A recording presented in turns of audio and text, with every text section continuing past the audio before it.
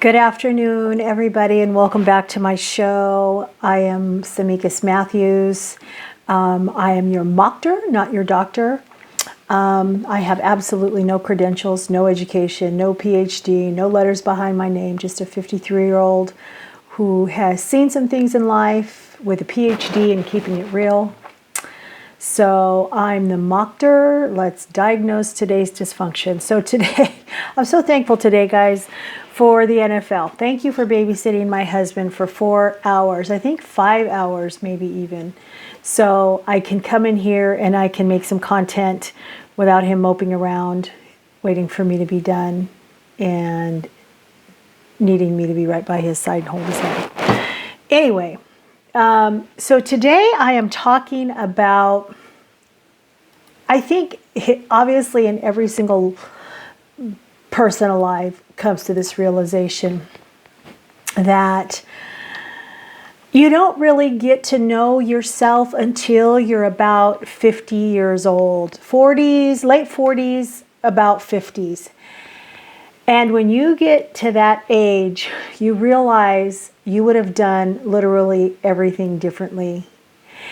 And because it takes that much living to get to know some things. It takes, it takes all that living. And so really, in most ways, you're really just a baby when you come to that realization. You're just a baby when you're coming into your own. And so you get to that age and you think, man, I wouldn't have done anything that I've done I would have done every single thing different. But I had to cough and I had to pause for a minute. But you don't have the time or the circumstances to redo that whole thing over again, And you don't have the time to enjoy the version of yourself that you have come to realize is a better person and enjoy it like you would have been able to in your youth. And so that's kind of a cruel realization, Most of us don't arrive until the second half of life. I mean, does anybody else noticing that? The first half is just data collection. It's, bad decisions, survival mode, trying to be loved, trying to be safe, trying to be someone, you think will finally make the noise stop, And then one day, somewhere in your 40s or your 50s, your nervous system can finally exhale for the first time and say, oh, this is who we are, because for the first half, I feel like you're trying to please everyone in the first half of your life. You're trying to please your children. You're trying to please your spouse. You're not really, there's so much depending on you that you don't really have time to even learn who you are, And I think that's why it takes so long, 40s to 50s, because I don't think it really would take that many years, or maybe it would. But in those early years as an adult, a lot of times you're married with children and you just don't have the time to think about what you want and who you are.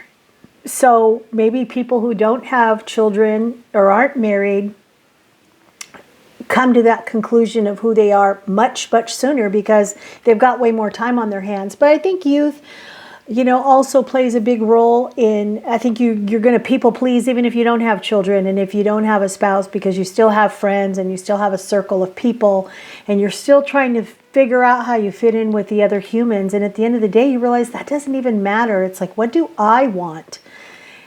And when you get to this age of 50, it's like, oh my goodness, I want all these different things and I'm too old to do a lot of them, or I won't be able to enjoy those things to the full. It's kind of a cruel joke of being a human. You get the owner's manual when the warranty's almost up and about to expire, You get to a certain age where that's kind of like, that really hurts. It really hurts because we get this one life And I think the older you get, the more you realize how precious and how beautiful this gift of life is, And it's almost, well, you're not, when you're 50, you've probably got another good 40 years or maybe 35 years if you take care of yourself.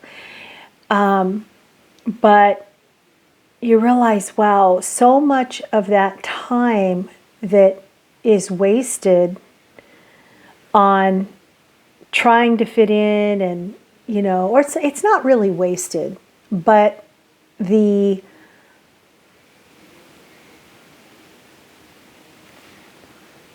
pay with your youth for wisdom.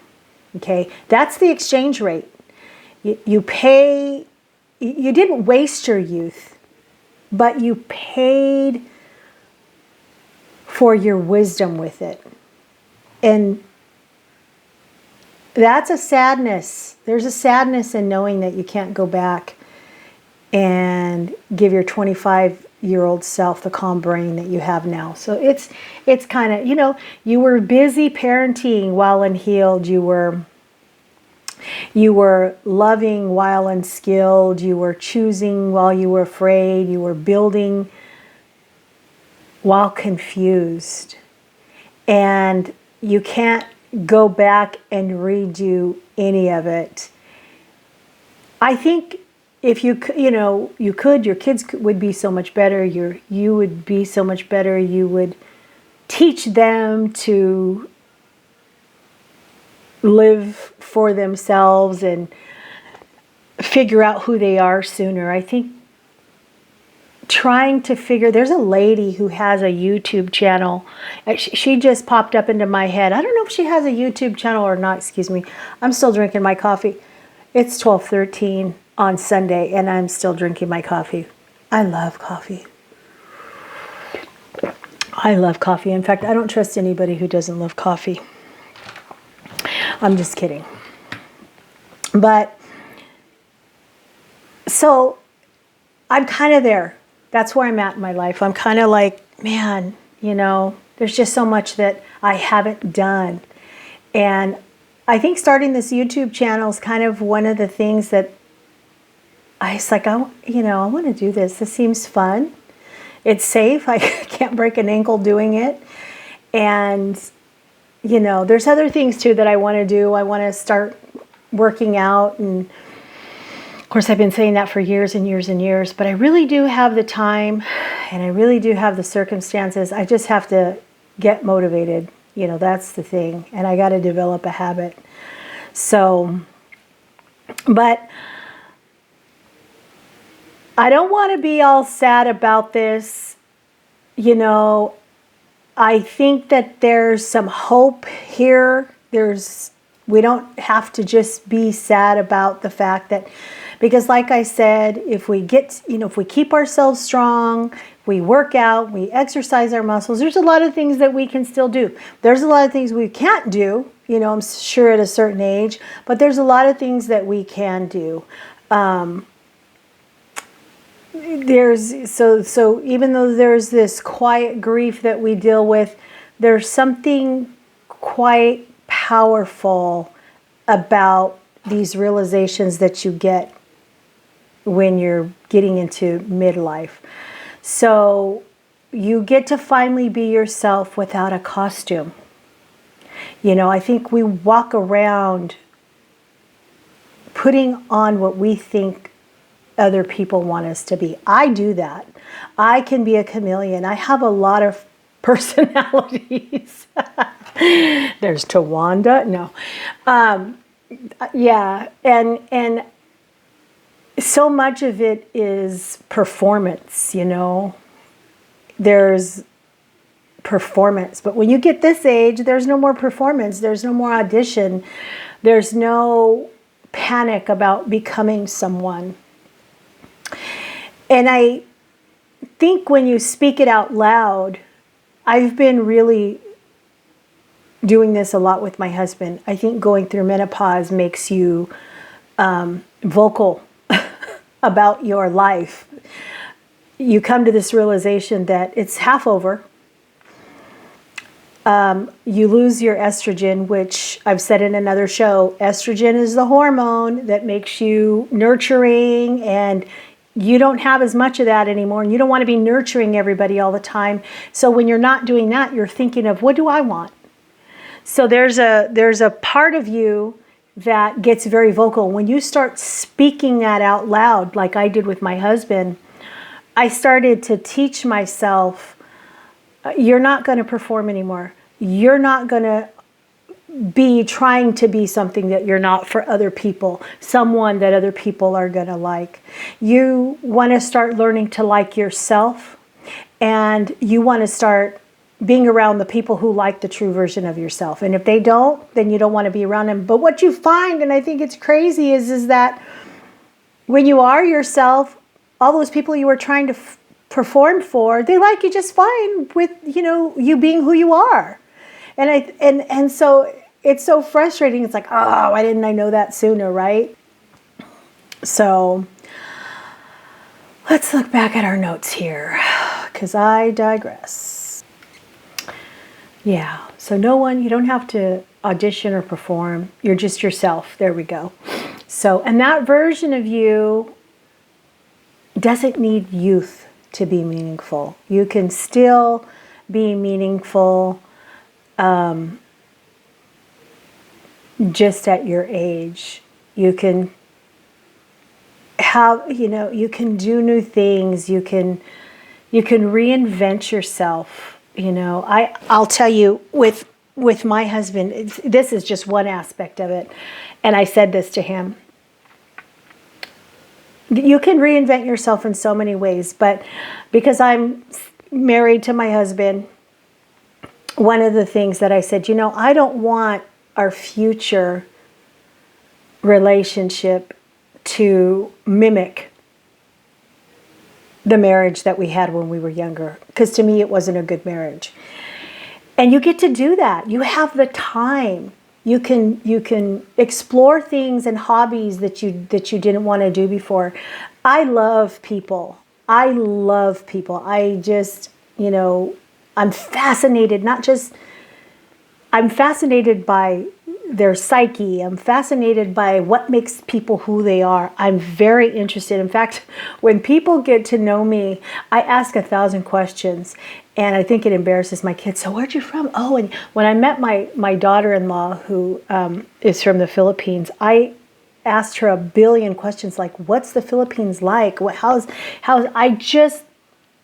it different than here? And how do you feel about that, And it's kind of weird to some people who aren't very open, because I'm very open.